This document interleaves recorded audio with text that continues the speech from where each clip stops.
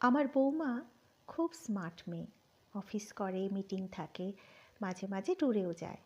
ওর কাজের চাপ আছে, সেটা আমি বুঝি, কিন্তু তবুও কখনো কখনো মনটা কেমন যেন খচখচ করে। সকালবেলা দেখি তাড়াহুড়ো করে বেরিয়ে যাচ্ছে, রান্নাঘরে ঢোকার সময়ও পায় না। আমি নিজেই সব গুছিয়ে দিই।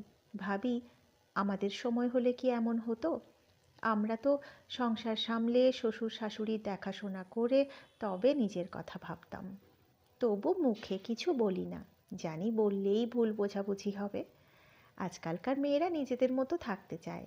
ওর নিজের একটা জগৎ আছে, বন্ধু, অফিস, নিজের পছন্দ অপছন্দ। আমি যদি আমার মনের কথা চাপিয়ে দিই, তাতে সম্পর্কের ফাঁকটাই শুধু বাড়বে। তাই নিজেকে সামলাই, চুপ করে থাকাই ভালো। বৌমা ছুটির দিনেও প্যান্ট টপ পরে থাকে, আত্মীয় স্বজন এলে সেভাবেই ঘোরাফেরা করে। প্রথম প্রথম একটু অস্বস্তি লাগতো।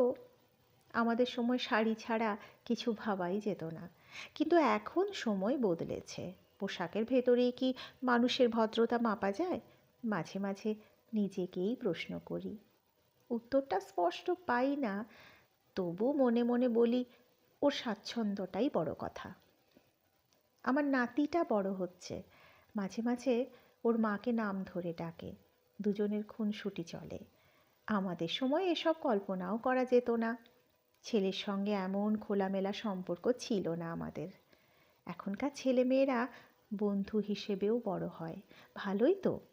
ভয় নয়, বিশ্বাস থাকুক। তবু কোথাও একটা ফাঁক থেকে যায়। ভাবি, আমার ছেলেটা কি ধীরে ধীরে আমার থেকে দূরে সরে যাচ্ছে? আগে যে কোনো বিষয়ে আমার সঙ্গে আলোচনা করতো, এখন অনেক সিদ্ধান্তই ওরা নিজেদের মধ্যে নিয়ে ফেলে। আমার কাছে খবর আসে পরে। প্রথমে কষ্ট পেতাম, মনে হতো আমাকে আর প্রয়োজন নেই, কিন্তু পরে বুঝলাম এটাই স্বাভাবিক।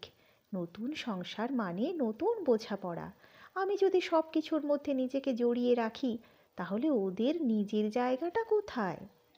নিজের ছেলেকে নিজের মতো করে বড় করেছি, এখন ওরও তো নিজের সংসার গড়ার অধিকার আছে। আমি আর আমার স্বামী তাই ঠিক করেছি নিজেদের মতো থাকব।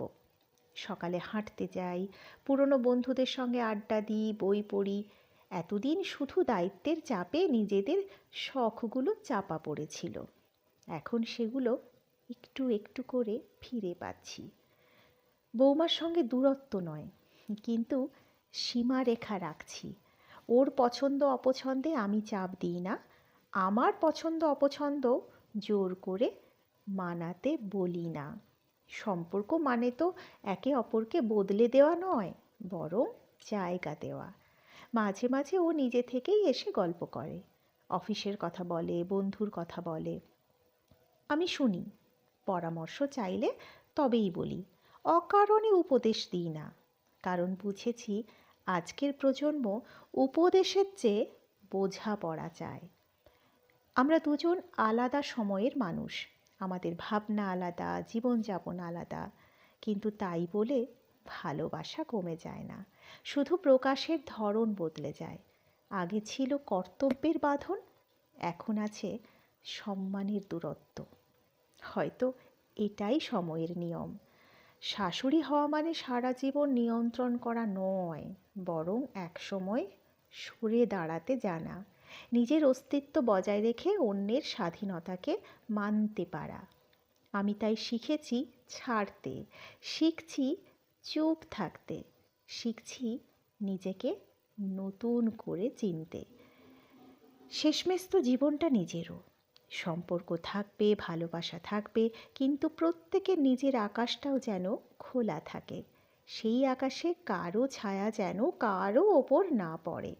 এটাই এখন আমার প্রার্থনা।